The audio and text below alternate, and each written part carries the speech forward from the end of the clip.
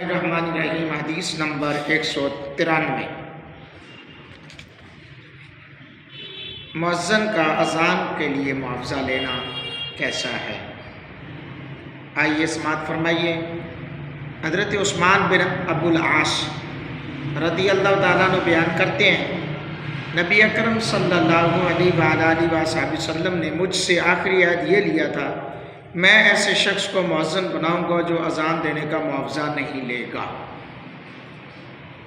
اللہ اکبر۔ اس مقام پر 3 امور ہیں: عبادات محض یعنی مثلا امامت، اقامت، اذان، قرآن کریم اور تفسیر و حدیث وغیرہ۔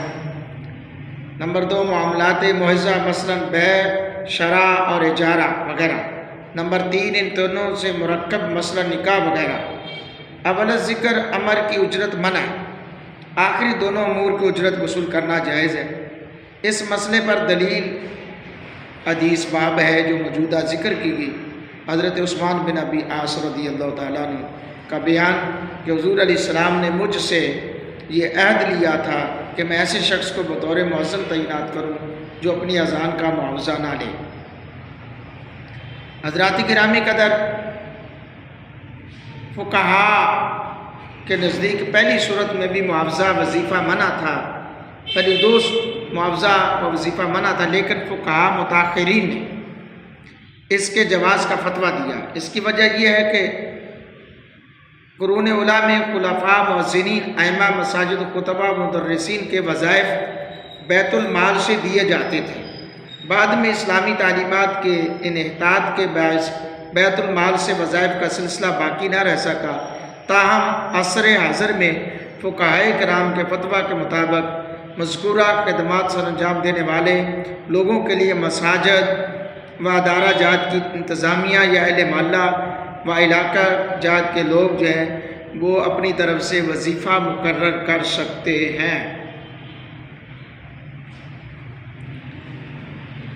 اس لیے کہ یہ شاعر اسلام کی بقا اسی نظام میں ہے، ورنہ شاعر اسلام ختم ہو جائیں گے۔ اگرچہ اس چیز کو ختم کر دیا جائے، مؤذنین کو ان کا معاوضہ، امام ائمہ مساجد کو، خطباء کو، مدرسین کو اگرچہ ان کو معاوضہ نہ دیا گیا تو پھر ظاہر ہے پھر لوگ آگے نہیں بڑھیں گے، تو یہ نظام دین کا بند ہو سکتا ہے۔ اس لیے فقہاء کرام نے اس چیز کا فتویٰ دیا کہ یہ جائز ہے۔